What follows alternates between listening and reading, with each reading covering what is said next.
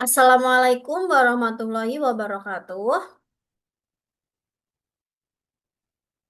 Selamat malam semuanya. Kami dari salah satu kelompok di kelas TI 3B akan mempresentasikan tugas besar Big Data dengan kami mengambil tema yaitu analisis penerapan algoritma logistik regression dengan PySpark dalam mendeteksi gangguan mental. Sebelum membahas ke materi yang lebih lanjut, alangkah sebaiknya saya akan memperkenalkan anggota tim.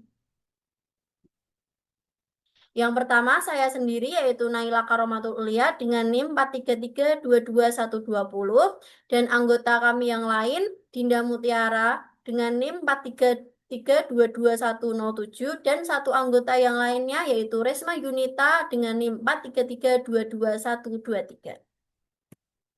Baik, untuk selanjutnya saya akan membahas tentang latar belakang permasalahan, tentang gangguan mental. Nah, apa sih gangguan mental itu? Gangguan mental merupakan isu kesehatan yang semakin relevan di era modern. Berdasarkan dataset mental disorder yang memuat data dari 120 pasien, ditemukan bahwa banyak individu mengalami gejala seperti kesedihan berkepanjangan, kelelahan, overthinking, mood swing, hingga berpikiran untuk bunuh diri. Sebagian besar dari mereka didiagnosis mengalami gangguan seperti depresi dan bipolar. Data ini menunjukkan bahwa gangguan mental bukanlah kasus individual semata, melainkan gejala sosial yang umum terjadi di tengah masyarakat. Nah, relevansinya dari sebagian yang saya lihat seperti di generasi Gen Z sekarang ini banyak yang mengalami depresi, susah tidur, dan gangguan tidak nafsu untuk makan maupun melakukan kegiatan jika tidak mood. Maka itu terdampak pada tekanan dari orang tua maupun tekanan akademik kemampuannya. Menurut data dari World Health Organization, sekitar 1 dari 8 orang di dunia mengalami gangguan mental, dengan lebih dari 300 juta penderita depresi dan 284 juta penderita gangguan kecemasan. Di Indonesia, Riskesdas 2023 mencatat bahwa sekitar 20% penduduk dewasa mengalami gangguan mental emosional. Sementara survei dari Indonesia National Anxiety Mental Health Survey menyebutkan bahwa 1 dari 3 remaja Indonesia mengalami masalah kesehatan jiwa. Sayangnya, sebagian besar dari mereka tidak mendapatkan layanan yang memadai. Untuk pertanyaan bisnis yang akan dimuat di tema ini, yang pertama, bagaimana hubungan antar gejala dengan jenis diagnosis akhir? Yang kedua, apa gejala yang paling umum untuk gangguan tertentu? Dan yang terakhir, apakah bisa dilakukan klasifikasi otomatis terhadap hasil diagnosis? Selanjutnya, di penjelasan dataset, baik, untuk di dataset ini terdapat 19 fitur yang ada, di mana fitur yang pertama terdapat patient number, yang kedua ada sadness, selanjutnya ada euphoric, exhausted, sleep disorder, mood swing, suicidal thoughts, anorexia, authority respect, try explanation, aggressive response, ignore and move on, nervous breakdown, admit mistakes, overthinking, sexual activity, concentration, optimism, dan yang terakhir expect diagnose. Nah, pasien yang akan kami di, untuk pasien yang ada di data kami yaitu terdapat 120 pasien termasuk dataset kecil yang fiturnya cocok digunakan untuk latihan. Selanjutnya untuk penjelasan kode program akan dijelaskan oleh Resma Yunita. Baik, terima kasih atas kesempatannya. Kali ini saya akan membahas mengenai penerapan kode program yang dimana menggunakan algoritma logistik regression dengan PySpark untuk mendeteksi gangguan mental. Yang pertama, em, melakukan setup dan instalasi PySpark, di mana tujuannya untuk menyiapkan lingkungan PySpark untuk dapat menganalisis data dengan dataset yang ada. Yang pertama, kita menginstal PySpark dan FineSpark agar bisa dipakai PySpark tersebut di Google Colab. Kemudian membuat Spark Session di sini, di mana akan menjadi jembatan utama untuk mengakses fitur Spark. Kemudian setelah itu, melakukan load dataset dengan tujuan untuk membaca file CSV ke dalam Spark Data Frame, di mana hasilnya tampil beberapa baris awal dataset mentah yang berisi yang pertama gejala, yes, no, sometimes, most often, usually, seldom. Kemudian juga terdapat skala 1 sampai 5, dan di mana di sini ditentukan diagnosa akhir pasiennya merupakan target klasifikasi kita kali ini. Kemudian dilakukan EDA atau eksplora- exploratory data analysis, dan data cleansing.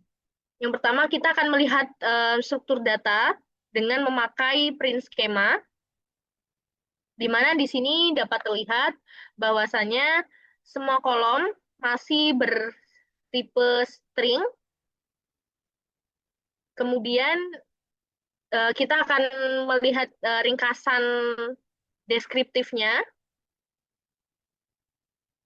di mana di sini terlihat bahwasannya tidak ada statistik numerik karena belum dikonversi. Jadi ini masih kategorikal gitu. Baik, selanjutnya kita akan melakukan data cleansing, di mana kita mengubah data mentah menjadi siap untuk dimodelin, siap untuk menjadi model gitu. Yang pertama, kita akan menghapus spasi pada isi kolom suicidal talk, dan kita dapat melihat 10 kolom, isi 10 kolomnya dari semua kolom yang ada di dataset. Kemudian kita akan melakukan encoding pada kolom yang di mana berisi usually, most often, sometimes, seldom, yes dan no. Di sini bisa dilihat convert-nya, di mana jika yes itu 1, no itu 0, usually itu 1, most often itu 1, sometimes itu 0,5, dan seldom itu 0. Di sini juga mengambil angka dari format X from 10 untuk kolom skala.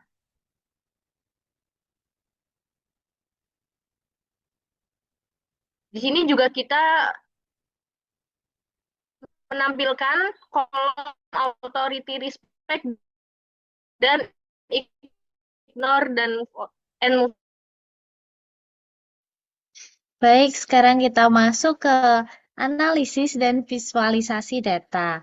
Dan yang pertama, kita melakukan analisis gejala menggunakan kode program ini menemukan 5 gejala paling umum untuk setiap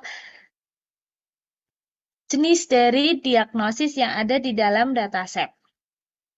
Nah, prosesnya ini mengambil semua jenis diagnosis yang unik, misalnya depression, anxiety. Terus dataset itu kemudian dianalisis kecuali pasien number dan expert diagnosis ini. Nah, untuk setiap diagnosis, kode ini menghitung total kemunculan dari masing-masing gejala. Kemudian terakhir, ia menampilkan 5 gejala dengan jumlah tertinggi untuk diagnosis tersebut. Nah, ini gejala yang sudah terdiagnosis, teranalisis. Gejala paling umum untuk depression. Ada ini sebanyak beberapa kali dia muncul, ada gejala umum untuk bipolar tipe 2, bipolar tipe 1, dan untuk normal. Kemudian, bagaimana sih hubungan antar gejala dengan diagnosis akhir? Nah, yang pertama kita lakukan adalah menyiapkan data agregat untuk heat map. Nah, terus kita tampilkan heat map-nya. Nah, ini heat map-nya dapat kita lihat bahwa gejala depresi itu memiliki tingkat kesedihan yang sangat tinggi. Selain kesedihan juga ada exhausted atau kelelahan, kemudian gangguan tidur, dan seterusnya. Kemudian untuk bipolar tipe 1 dan tipe 2 di sini ada perbedaan yang sangat mencolok, yaitu pada bipolar tipe 1 itu gejala euforiknya lebih tinggi. Ini berarti eh, bipolar tipe 1 itu merupakan gejala mania karena euforianya lebih tinggi. Dan sedangkan bipolar tipe 2 di sini tingkat sadness atau nilai dari sadness atau kesedihan ini dia lebih tinggi daripada euforik. Ini menandakan dia sedang berada di fase depresif. Kemudian kami lanjut untuk klasifikasi otomatis, di mana ada beberapa tahap untuk klasifikasi otomatis ini. Yang tahap pertama, kita menggunakan string indexer untuk mengubah label diagnosis menjadi numerik. Kemudian selanjutnya, kita menggunakan vektor assembler untuk menggabungkan semua fitur menjadi satu vektor. Terus, data kemudian dibagi menjadi dua. Data training sebesar 80%, dan data testing sebesar 20%. Selanjutnya, mendefinisikan model klasifikasi menggunakan logistic regression features. Terus membuat pipeline untuk menjalankan semua tahap secara berurutan, dan terus melatih model menggunakan data latih tadi sebanyak 80%, terus membuat prediksi pada data uji. Nah, ini jumlah data latih tadi sebanyak 98, dan data uji atau data testingnya itu sebesar 22. Nah, ini merupakan prediksi, label prediction, dan ada nilai dari probability-nya. Kemudian setelah itu kita masuk ke evaluasi model atau evaluasi kinerja model. Yang pertama kita menghitung metrik evaluasi, akurasi, F1 score, presisi, dan recall menggunakan multi-class classification evaluator. Nah, ini hasilnya.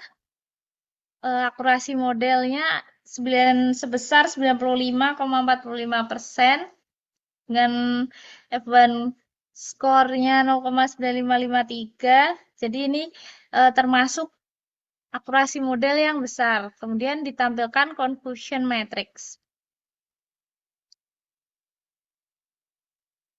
Dan di confusion matrix ini dapat kita lihat bersama-sama true label untuk bipolar tipe 2 berhasil diprediksi sebagai bipolar tipe 2 ada 9 kasus dan diprediksi sebagai kelas lainnya 0. Ini menandakan berarti semua kasus bipolar dari tipe 2 ini berhasil diprediksi dengan benar.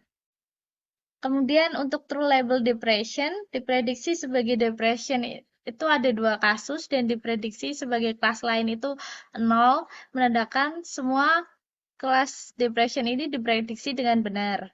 Nah, untuk true label normal, diprediksi sebagai normal ada 4 kasus, dan diprediksi sebagai kelas lainnya 0. Berarti ini menandakan bahwa untuk label normal ini terprediksi dengan benar. Kemudian di bipolar tipe 1, ini ada satu kasus kesalahan memprediksi. Dan lanjut melakukan evaluator menggunakan multi-class classification evaluator, terus melakukan cross validator sebanyak 5 kali. Dan akurasi setelah cross validation didapatkan sebesar 86,36%. Ini menandakan bahwa akurasinya cukup besar untuk memprediksi diagnosis ini. Jadi model Ya, yang kita gunakan termasuk cocok untuk dataset ini.